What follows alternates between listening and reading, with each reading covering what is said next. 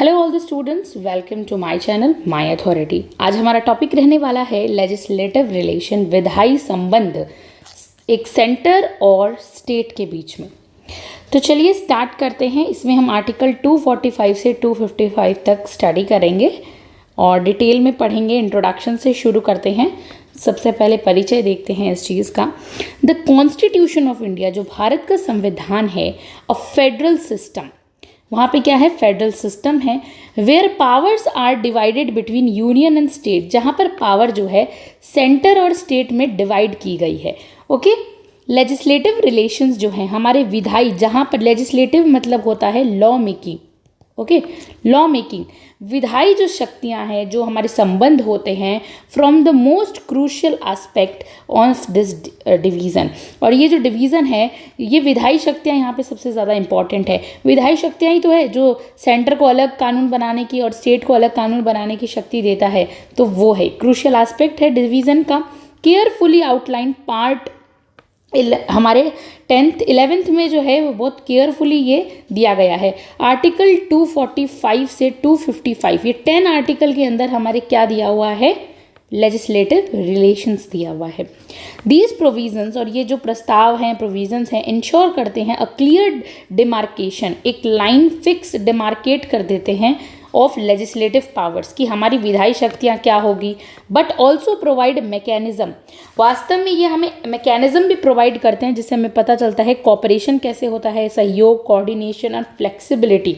Okay, यानी यहाँ इसका मतलब होता है लचीलापन आता है इन एक्सेप्शनल सिचुएशंस के अंदर। ये पावर्स हमें ये मैकेनिज्म भी प्रोवाइड करती है, लॉ बनाने की पावर्स किसके पास एक्सेप्शनल केसेस में बंट जाती है। ओके, तो चलिए स्टार्ट करते हैं। डिटेल एक्सप्लेनेशन देखते हैं आर्टिकल 255 45 से 55 तक। ये बहुत इंपॉर्टेंट है, एग्जाम्स में सिर्फ और सिर्फ आपसे क्वेश्चंस आ सकते हैं, लेजिस्लेटिव रिलेशंस क्या होते हैं, एक्सप्लेन कीजिए। ओके, सबसे पहले हम देखेंगे आर्टिकल 45 को। क्या कहता है article 45? Extent of laws made by parliament and by the legislature of states, यानी कि वो लॉज जो पार्लियामेंट बनाएगी बाय लेजिस्लेचर ऑफ स्टेट्स, और लेजिस्लेचर भी बनाएगी अपने तरीके से। ठीक है, स्कोप ऑफ अथॉरिटी किसके पास दी गई है, ये अथॉरिटी, ये प्राधिकार किसको दिया गया है? देखिए, पार्लियामेंट जो है, संसद जो है भारत की, मे मेक लॉज, वो लॉज बना सकती है for the whole part of any part of India, जो कोई भी इंडिया, ये हमारा मान लीजिए, सपोज कीजिए किसी भी पार्ट पर पार्लियामेंट लॉ बना सकती है, इंडिया के किसी भी पार्ट के लिए। ठीक है, स्टेट लेजिस्लेचर जो होती है, जो वैधानिक हमारी शक्तियाँ होती है, किसी भी पर्टिकुलर स्टेट की जो विधायिका होती है, वो किसके लिए कानून बनाएगी? वो सिर्फ और सिर्फ कानून बनाएगी अपने पर्टिकुलर स्टेट के। राजस्थान सिर्फ राजस्थान के लिए बनाएगी, ना कि बिहार के लिए। ओके, क्योंकि राजस्थान के पास राइट है, राजस्थान की स्टेट लेजिस्लेचर के पास राइट है, वो राजस्थान के जुरिस्डिक्शन में जहाँ कुछ भी हो रहा है उसी से रिलेटेड लॉ बनाए। तो state legislature can make law only for the territory of the state, अपनी ही टेरिटरी के लिए कानून बनाएगी। ओके, कुछ इंपॉर्टेंट एक्स्ट्रा कॉन्स्टिट्यूशनल ऑपरेशंस है इसमें। स्कोप ऑफ अथॉरिटी हमने देखा किसके पास क्या अधिकार है, पार्लियामेंट के पास अधिकार है इंडिया के किसी भी पार्ट के लिए लॉ बनाने का, स्टेट लेजिस्लेचर के पास अधिकार है किसी भी टेरिटरी अपनी स्टेट पर अधिकार बनेगा। अब एक्स्ट्रा टेरिटोरियल ऑपरेशंस क्या होते हैं, जो थोड़े एक्स्ट्रा होते हैं। ओके, इसमें हम देखते हैं एक्स्ट्रा में क्या होता है। No states law can have effect outside its territory, जो कोई भी स्टेट है उसका कोई इफेक्ट नहीं रहेगा अगर वो अपनी टेरिटरी, अपने स्टेट से बाहर चले जाता है तो। ठीक है, स्टेट लॉ अपनी ही टेरिटरी में वैलिड होगा, बिहार का लॉ राजस्थान में वैलिड नहीं होगा। वही बात है, एक्स्ट्रा टेरिटोरियल ऑपरेशंस नहीं। तो पार्लियामेंट कैन मेक लॉज, लेकिन पार्लियामेंट के पास ऐसा एक अधिकार है कि वो लॉज बना सकती है, एक्स्ट्रा टेरिटोरियल एप्लीकेबिलिटी है उसके पास, कि अपने क्षेत्र से बाहर जाकर भी वो लॉ बना सकती है, affecting Indian citizen abroad, foreign trade etcetera को अफेक्ट कर सकती है। ओके, स्टेट अगर कोई भी लॉ बनाएगी वो उसी के सीमित रहेंगी टेरिटरी में। पार्लियामेंट कोई लॉ बनाएगी तो वो एक्स्ट्रा कॉन्स्टिट्यूशन उसकी जो हम कहते हैं ना, एप्लीकेबिलिटी रहती है, सब जगह लागू हो सकता है। वो बाहर जाएं, इंडिया से बाहर रहने वाले सिटीजन्स की बात हो, फॉरेन ट्रेड हो, व्यापार हो, एक्सेट्रा कुछ भी हो, वहाँ रह सकता है। एग्जाम्पल देख लेते हैं जिससे हमें और क्लियरली समझ में आ जाएगा। जो पार्लियामेंट है इनेक्टेड फगेटिव इकोनॉमिक ऑफेंडर्स एक्ट 2018 के अंदर ये एक्ट आता है जो कि बात करता है एप्लीकेबल टू इंडियंस रेसाइडिंग अब्रॉड। जो लोग भारत से बाहर रहते हैं, मतलब विदेश में रहते हैं, वहाँ पर भी ये लॉ एप्लीकेबल होगा, क्योंकि इसको किसने बनाया है? पार्लियामेंट ने बनाया है। अ स्टेट लाइक राजस्थान, मान लीजिए राजस्थान है, can make law regulating its own urban planning but not for neighbouring Haryana. Rajasthan कोई लॉ बनाएगा ना अपनी अर्बन प्लानिंग के लिए, वो हरियाणा में एप्लीकेबल नहीं होगा, क्योंकि हरियाणा जो है वो दूसरा स्टेट हो गया, राजस्थान दूसरा स्टेट हो गया। आई होप यू गॉट इट। तो ये एक्स्ट्रा टेरिटोरियल ऑपरेशंस किसके अधिकार क्षेत्र में आते हैं? पार्लियामेंट के, सेंटर के। अब हम 246 की बात करते हैं, जो आर्टिकल हमने पहले पढ़ा 245, अब पढ़ेंगे 246। क्या कहता है ये 246 article? Subject matter laws of laws made by parliament of and state legislature. तो ऐसे लॉज, ऐसे सब्जेक्ट मैटर लॉज जो कि पार्लियामेंट बनाएगी एंड स्टेट लेजिस्लेचर अपने अलग अलग दायरे में बनाती है, जिसमें से क्या होता है गाइस? 3 लिस्ट आती है 7th शेड्यूल में। कितनी लिस्ट है? 3 लिस्ट। सबसे पहली है यूनियन लिस्ट, जिसमें पार्लियामेंट के पास है ना एक्सक्लूसिव पावर है, बहुत अलग शक्तियां दी गई है पार्लियामेंट को। स्टेट यूनियन के जो लिस्ट 1 कही जाती है, जिसमें आपके 97 सब्जेक्ट्स आते हैं, उसमें कौन बनाएगी? पार्लियामेंट ही तो बनाएगी, आपकी संसद ही तो कानून बनाएगी, बिकॉज वहाँ बात आ गई सेंटर की। अब है स्टेट की बात, जो कि लिस्ट 2 में है। तो स्टेट क्या करता है? स्टेट के पास एक्सक्लूसिव पावर है अपनी टेरिटोरियल रूल्स बनाने का। फिर है कॉन्करेंट लिस्ट, जिसे लिस्ट 3 कहा जाता है। Both parliament and state can legislate, इस पे ये दोनों मिलके कानून बना सकती हैं। अब हायरार्की एक बार देख लेते हैं, पद सोपान जिसे कहते हैं, कौन सबसे ज़्यादा रहेगा। तो इन केस ऑफ कन्फ्लिक्ट, कोई भी कन्फ्लिक्ट आ जाता है, कोई भी कन्फ्लिक्ट हो जाता है, तो सबसे पहले है यूनियन लिस्ट, फिर स्टेट लिस्ट और फिर कंकरेंट लिस्ट। ठीक है, ये तीनों एग्जाम्पल से समझ लेते हैं हम लोग गाइस। यूनियन लिस्ट में आते हैं डिफेंस, सेंटर एक्सक्लूसिव डोमेन रहता है, सेंटर का इंपॉर्टेंट इसमें हस्तक्षेप रहता है। स्टेट में पुलिस, स्टेट पब्लिक हेल्थ और स्टेट लेजिस्लेट आ जाती है, जिसमें स्टेट करती है। कॉन्करेंट में दोनों मिलके करती है, एजुकेशन और फॉरेस्ट जैसे टॉपिक आ जाते हैं। अब हम आर्टिकल 246 क्लॉज ए को समझ लेते हैं। स्पेशल पावर्स हैं जीएसटी को लेके, ठीक है, स्पेशल प्रोविजंस है फॉर जीएसटी। एक्सक्लूसिव पावर्स हैं both parliament and state legislature, संसद हो चाहे स्टेट लेजिस्लेचर हो, कैन मेक लॉज, दोनों मिलके लॉज बना सकते हैं। On goods and service tax, GST पे दोनों मिलके काम कर सकते हैं। ठीक है, फॉर इनर स्टेट सप्लाई, और इंटर स्टेट के अंदर जो सप्लाई होगी ना, कि स्टेट के अंदर कुछ आएगा, सप्लाई होगी, उस पर कौन कानून बनाएगा? Only parliament has exclusive power, वहाँ पर पार्लियामेंट के पास एक्सक्लूसिव पावर दी गई है। एक एग्जाम्पल से समझ लेते हैं। CGST एक्ट 2017 में आता है, जिसमें नाम है सेंट्रल गुड्स सर्विस टैक्स। क्या नाम है? CGST, central goods service tax 2017, passed by parliament ने इसे पास किया। तो फिर states have their own SGST, state के पास अपना SGST है, सेंटर के पास C है, स्टेट के पास S है, एक्ट्स हैं। लाइक महाराष्ट्र GST एक्ट 2017 में पास किया गया। तो अपना अपना इनका अलग क्षेत्र अधिकार है। अब हम आर्टिकल 247 को समझते हैं। क्या बोला गया है इसके अंदर, कि जो पावर होती है ना of parliament to establish certain additional codes, power है पार्लियामेंट के पास कुछ अपने सर्टन एडिशनल कोड्स को स्टैब्लिश करने की। इस्टेब्लिशमेंट ऑफ कोड्स हम देख लेते हैं। Parliament can establish codes for better administration, जो पार्लियामेंट है अच्छे प्रशासन के लिए कुछ कोड्स को स्थापित कर सकती है। For laws made by parliament, ताकि जिसमें जो पार्लियामेंट खुद लॉज बनाती है उसके लिए कोड सर्टन स्थापित कर सकती है। एग्जाम्पल देख लेते हैं। Establishment of special codes for trying offences under specific union laws, as the national investigation agency act आया था, नेशनल इन्वेस्टिगेशन एजेंसी, जिसमें पार्लियामेंट ने ये स्थापित किया, फॉर कोर्ट्स स्थापित किया, ताकि अच्छा लॉज एडमिनिस्ट्रेटिवली बन सके। लाइक यूनियन लॉज आया था, उसके अंदर भी ये था। आर्टिकल 248, ये सब तो हमें याद ही करने पड़ेंगे, जिसमें बहुत इंपॉर्टेंट है रेसिड्यूरी पावर्स ऑफ लेजिस्लेशन, ऐसी पावर्स जो सेंटर को दे दी गई है और जो मेंशन ही नहीं थी पहले से, ठीक है, कॉन्स्टिट्यूशन में और 3 लिस्ट में मेंशन नहीं थी, वो सारी पावर्स किसके हाथों में गई हैं? सेंटर के हाथों में गई है। तो parliament has exclusive power, parliament के पास बहुत अच्छी शक्तियां हैं कानून बनाने की on matters of not enumerated, जो शक्तियाँ दी नहीं गई है तीनों ही लिस्ट में, ना ही सेंटर, ना ही स्टेट, ना ही कॉन्करेंट में नहीं है, वो कौन बनाएगी?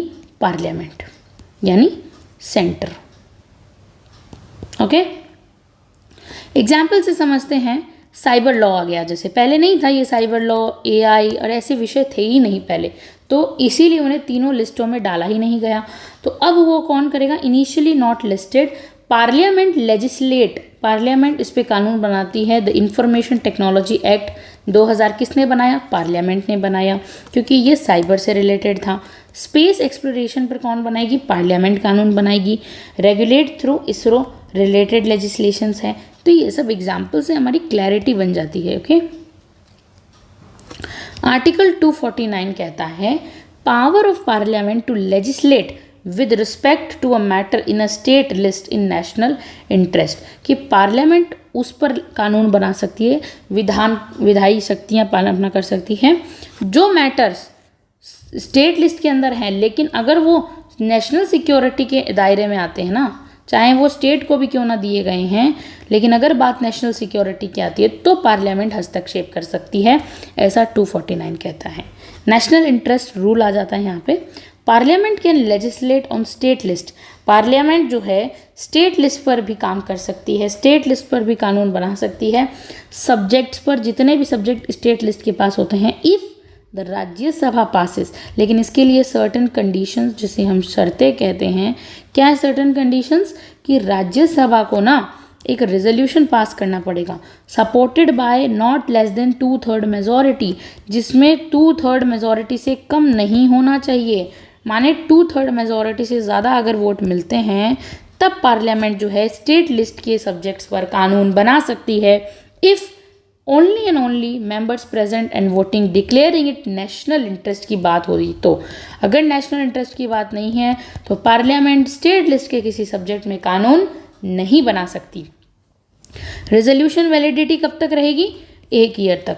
1 साल के बाद फिर से रेजोल्यूशन लाना पड़ेगा अगर आपको पार्लियामेंट से स्टेट लिस्ट पे कोई भी काम करवाना है तो 1 ईयर तक वैलिडिटी रहेगी। कैन बी रीन्यूड, इसको बाद में रीन्यू किया जा सकता है। एग्जाम्पल देख लेते हैं। Parliament can regulate education, parliament education को रेगुलेट कर सकती है। वाटर रिसोर्स को रेगुलेट कर सकती है across states if Rajya Sabha so resolves.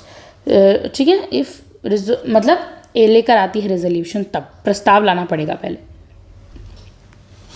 Next article 250 देख लेते हैं। पावर ऑफ पार्लियामेंट, ऐसी पार्लियामेंट की ऐसी शक्तियाँ लेजिस्लेट करने की, कानून बनाने की, with respect to any matter in state list if a proclamation of emergency in this operation. अगर कहते हैं ना हम प्रोक्लेमिनेशन लग जाता है या फिर इमरजेंसी लग जाती है स्टेट में, तब पार्लियामेंट जो है करेगी। जैसे कि मिलिट्री पावर लग गई, वो कहते हैं ना कि सेना का अधिकार हो जाता है, प्रेसिडेंट रूल लग जाता है, मिलिट्री डोमेन हो जाती है, उस सिचुएशन 250 कहता है, उस सिचुएशन में जो है ना पावर पार्लियामेंट के पास चली जाएगी लेजिस्लेट करने की, कोई भी मैटर हो स्टेट लिस्ट का। ठीक है, तो ड्यूरिंग इमरजेंसी, जब हमारे आपातकाल लग जाता है, parliament can make laws on state list subject, तब स्टेट के सभी सब्जेक्ट्स पर कौन कानून बनाएगा? पार्लियामेंट। इसकी वैलिडिटी कब तक होगी? Such law continue for 6 month, 6 महीनों तक ही हो सकती है continue after the end of emergency. मान लीजिए इमरजेंसी 1 साल के लिए लगी, लेकिन पार्लियामेंट स्टेट लिस्ट के सब्जेक्ट पर कब तक कानून बनाएगी? 6 महीने के, जो स्टेट इमरजेंसी लगी उसके 6 महीनों तक कानून बना सकती है, उसके बाद नहीं। ठीक है, एग्जाम्पल देख लेते हैं, इससे और समझ में आएगा। ड्यूरिंग द 75 से 77 तक की जो हमारी इमरजेंसी लगी थी इंदिरा गांधी के समय, तो पार्लियामेंट ने क्या किया था? लेजिस्लेट किया था, कानून बनाया था एक्सटेंसिवली इवन ऑन सब्जेक्ट मतलब स्टेट सब्जेक्ट्स पे बहुत कानून बनाए थे। 6 महीनों तक ही वो फिर वैलिड रहते हैं बाद में, इमरजेंसी हटने के बाद में। ठीक है, एंड ऑफ इमरजेंसी के बाद में सिर्फ और सिर्फ 6 मंथ तक कंटिन्यू। ओके, अब हम देखते हैं आर्टिकल 251 क्या कहता है। Article 251, inconsistency between laws made by parliament under 249, 250 laws made by legislature of the state, कि कोई भी तरह की इनकन्सिस्टेंसी आ जाती है। इनकन्सिस्टेंसी मतलब बीच में रुक जाती है। लॉज पार्लियामेंट जो बना रही थी 249 और 250 के अंडर, तो क्या होगा? लॉज फिर कौन बनाएगा? कोई कारण से पार्लियामेंट रुक जाती है, रुकावट आ जाती है, तब वो सारी पावर स्टेट की लेजिस्लेचर के पास चली जाएगी, वो उस पर्टिकुलर स्टेट की विधानसभा बनाएगी। यूनियन लॉ प्रिवेल करेगा वहाँ पर, यानी centre always prevail over state.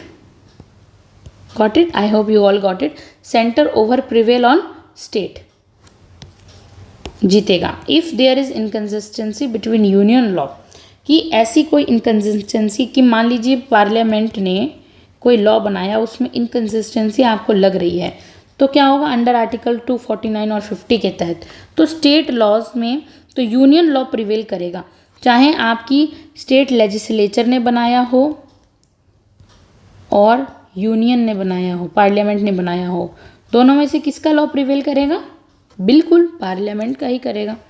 ठीक है, बना भी सकती है स्टेट लेजिस्लेचर, लेकिन रूल तो ऑलवेज पार्लियामेंट का ही प्रिवेल करेगा।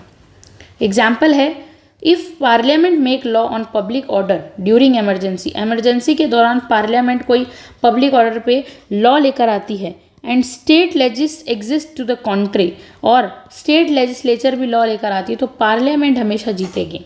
ये बात याद रखनी है हमें। आर्टिकल 252 क्या कहता है? Power of parliament to legislate for 2 और more states by consent and adoption of such legislation by any other state, यानी कि जो पार्लियामेंट है उसके पास लेजिस्लेट करने की, कानून बनाने की पावर है ऑफ 2 और मोर स्टेट, अगर उनसे कहते हैं, ठीक है, पावर है, अगर 2 और मोर स्टेट, 2 या 2 से ज़्यादा स्टेट कहते हैं कि हमारे लिए पावर बनाओ, एंड कंसेंट लो, कंसेंट लेके adoption of such legislation by any other state, यानी स्टेट इनिशिएटिव लेते हैं, खुद कहते हैं पार्लियामेंट को हमारे लिए पावर बनाई जाए। इफ़ 2 और मोर स्टेट लेजिस्लेचर, 2 राज्यों की विधानसभाएं, फॉर एग्जाम्पल लेते हैं आसाम और बिहार, इन दोनों राज्यों की जो विधानसभाएं हैं एक रेजोल्यूशन पास करती है। ओके, एक रेजोल्यूशन पास करती है, कहती है कि पार्लियामेंट को कहती है can legislate on state list, हमारे आइए और हमारी स्टेट लिस्ट पे कानून लॉ बनाइए। ठीक है, ये आसाम और बिहार दोनों ने कहा कि आइए और हमारे यहाँ कानून बनाइए, तो क्या होगा? पार्लियामेंट जो है करेगी, 2 स्टेट्स की कानून बनाएगी, क्योंकि 2 से ज़्यादा स्टेट ने बोल दिया ना, आसाम ने भी बोल दिया, बिहार ने भी बोल दिया मान लो, तब अदर स्टेट्स क्या करेंगे? Other states can letter adopt such law by passing resolution, बाद में जितने भी स्टेट्स होंगे वो अगर रेजोल्यूशन पास होता है तो उसको अडॉप्ट कर सकते हैं, अपना सकते हैं। एग्जाम्पल देखते हैं, वाइल्ड लाइफ प्रोटेक्शन एक्ट 1972 आता है, initially legislated under article 252 when some states requested, अब कुछ स्टेट्स ने रिक्वेस्ट की थी पार्लियामेंट से कि प्लीज़ आप लेकर आइए वाइल्ड लाइफ प्रोटेक्शन एक्ट, फिर पार्लियामेंट ने उनकी बात मानी, लेकर आए, और फिर क्या हुआ था, बाकी अगर किसी को अदर स्टेट्स को कर रहा है तो वो कर सकते हैं, नहीं करना है तो नहीं कर सकते हैं। सो यहाँ पे सम रिक्वेस्ट की थी सम स्टेट्स ने कि आइए प्लीज़ हमारे लिए बनाइए, तो बनाया गया था। ओके, आर्टिकल 253 क्या कहता है? Legislation for giving effect to international agreements, यानी देखिए हम इसको और समझते हैं कि इंटरनेशनल ऑब्लिगेशंस हो जाती है, कुछ रुकावटें आ जाती है, like parliament can make laws for the whole part of any part of implement international treaties, agreements, convention और इन सब्जेक्ट लिस्ट। जो पार्लियामेंट है ना, लॉ बना सकती है इंडिया के किसी भी पार्ट के लिए, India to implement international treaties, अगर कहीं इंटरनेशनल ट्रीटी की बात आई या फिर एग्रीमेंट की बात आई, कन्वेंशंस की बात आई, और even subjects in the state list, ऐसे सब्जेक्ट जो स्टेट लिस्ट में आते हैं लेकिन फिर भी ये सब चीज़ों की बात आती है ना इंटरनेशनल एग्रीमेंट्स की, तो वहाँ पे पार्लियामेंट अपना हस्तक्षेप करेगी। एग्जाम्पल देख लेते हैं, द इन्वायरमेंट प्रोटेक्शन एक्ट 1986 जो आया था, enacted to give effect to India's commitments made to the Stockholm conference 1972 के लिए, इसीलिए पार्लियामेंट ने इसमें हस्तक्षेप किया था। आर्टिकल 254 कहता है इनकन्सिस्टेंसी बिटवीन लॉज, मतलब ऐसे लॉज जिसमें इनकन्सिस्टेंसी हो जाती है made by parliament and laws made by state of legislature, दोनों में कन्फ्लिक्ट हो जाता है, तो कन्फ्लिक्ट रेजोल्यूशन जो होता है, सुलझाना, मतलब मतभेद सुलझाने का काम कौन करेगा? तो इन कॉन्करेंट लिस्ट मैटर, तो क्या है, इफ़ अ कॉन्फ्लिक्ट ऑकर्स, अगर कोई झगड़ा उपज जाता है, द यूनियन लॉ प्रिवेल, हमेशा सेंटर का लॉ जो है वही प्रिवेल करेगा। हाउएवर, चाहे if state law has been reserved for the president assents, तो स्टेट के जो लॉ हैं वो प्रेसिडेंट असेंट्स के लिए, प्रेसिडेंट्स के असेंट के लिए रखे जा सकते हैं, and he assents if will prevail in the state, तभी प्रेसिडेंट अगर असेंट कर देता है कि ठीक है स्टेट का लॉ जो है सही है, तब तब तो स्टेट का लॉ प्रिवेल करेगा, अदरवाइज जो है यूनियन का लॉ ही प्रिवेल करेगा इफ़ कोई कन्फ्लिक्ट हो जाता है यूनियन और स्टेट के बीच में। ओके, बट इवन देन, लेकिन फिर भी parliament can override by enacting later law. बाद में पार्लियामेंट कोई ऐसी लॉ बना देती है तो भी बाद में जो प्रेसिडेंट का असेंट भी काम नहीं आएगा।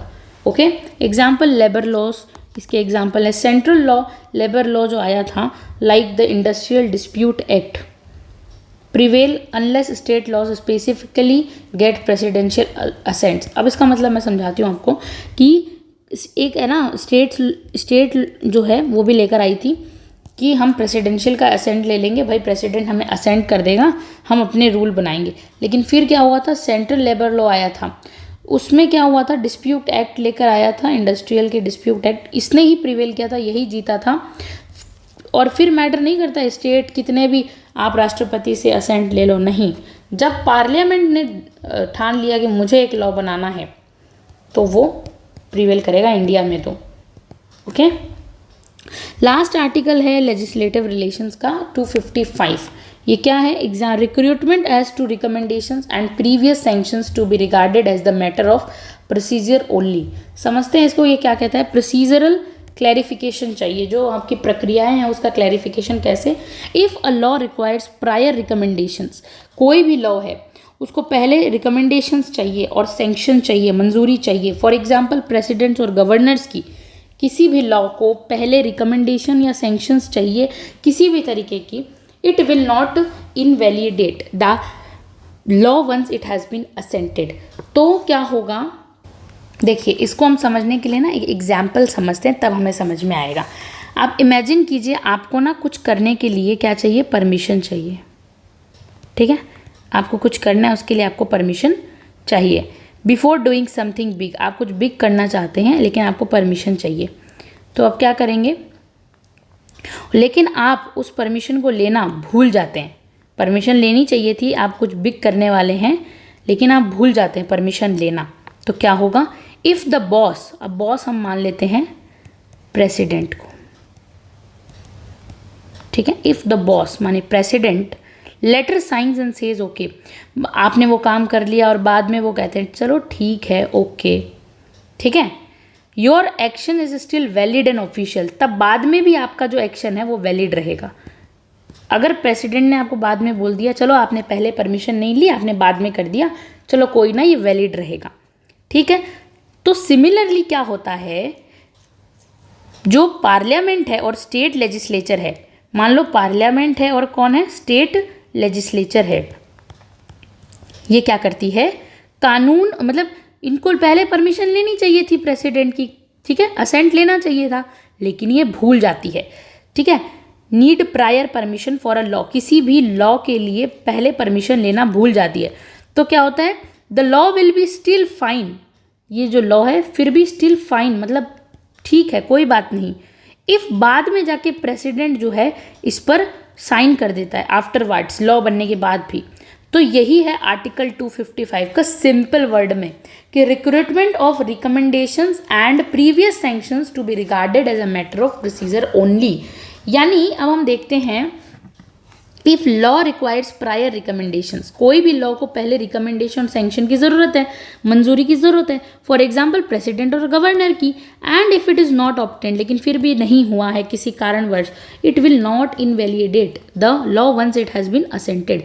लेकिन अगर एक बार ये लॉ जो है मंजूरी मिल जाती है बाद में भी, तो वो लॉ वैलिड रहेगा, फाइन रहेगा, नकारा नहीं जाएगा। Example, a bill requiring the president recommendation but passed and assented, ज़रूरी थी उस पर प्रेसिडेंट की रिकमेंडेशंस, सलाहें, लेकिन बाद में क्या हुआ था, वो ऐसे ही पास हो गया, असेंटेड हो गया, without it remain valid after assent, लेकिन फिर भी वैलिड रहेगा असेंट होने के बाद में भी।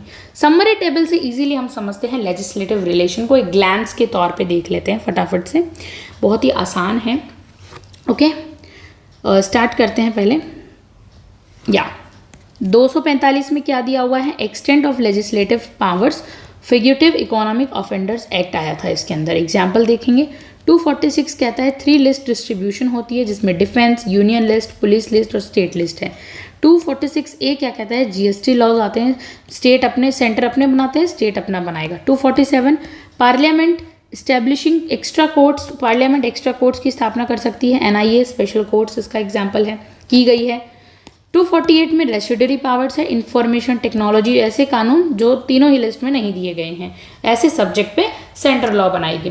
फिर 249 क्या कहता है, parliament making laws on state list national interest के होने चाहिए। वाटर डिस्प्यूट देख लीजिए आप, तब पार्लियामेंट बनाएगी, क्योंकि ये वाटर का मामला है ना भाई, इसीलिए। 250 क्या कहता है, parliament making laws on state list during emergency. Emergency के टाइम कौन कानून बनाएगा, parliament. Public order, laws during emergency, ऐसे एग्जाम्पल हैं। 259 कहता है, कन्फ्लिक्ट अंडर 249 और 250 यूनियन लॉ प्रिवेल करेंगे हमेशा इमरजेंसी के अंदर। 252 कहता है, legislation for consenting states, wild life protection act आया था कि 2 स्टेट्स मिलकर कहते हैं कि हाँ आप हमारे लिए कानून बनाइए, तब पार्लियामेंट कानून बनाएगी। 253 कहता है, इंटरनेशनल एग्रीमेंट भी होंगे तब भी जो जैसे पार्लियामेंट को ही अधिकार है बनाने का। 254 conflict in concurrent list union law prevails, concurrent list के अंदर भी कन्फ्लिक्ट हो जाता है तो कौन बनाएगी कानून, किसका लॉ प्रिवेल करेगा, यूनियन का, लेबर लॉज जैसे, क्योंकि ये लेबर जो टॉपिक है तो कंकरेंट का इसमें है। 255 में sanction recommended actions procedural president assent validates, बाद में भी रहेगा वैलिडेट। कंक्लूड करते हैं इस आंसर को। द लेजिस्लेटिव रिलेशन जो होते हैं, विधायी जो संबंध होते हैं तो and the union and states are carefully design to ensure balance बनाने के लिए केयरफुली इन्हें डिजाइन किया गया है। While states are empowered to legislate in the domain, state अपने डोमेन में काम करेगा, कॉन्स्टिट्यूशन और नेशनल इंटरेस्ट की बात रहेगी जहाँ पर यूनियन लॉ हमेशा प्रिवेल होगा। आर्टिकल 245 से 255 फ्रॉम द बैकबोन है ये फेडरल लेजिस्लेटिव डायनेमिक्स की, इंडिया के अंदर blending flexibility with strength ensuring cooperation effective governance की बात करता है। As B.R. Ambedkar noted during the Constituent Assembly debates, the Constitution is federal in structure but unitary spirit whenever necessary. ज़रूरी है federal structure में, लेकिन जब भी ज़रूरत पड़ेगी वो यूनाइटरी हो जाएगा। तो इसी के साथ आज हमने लेजिस्लेटिव रिलेशंस को पढ़ा था। Thank you so much for watching this video.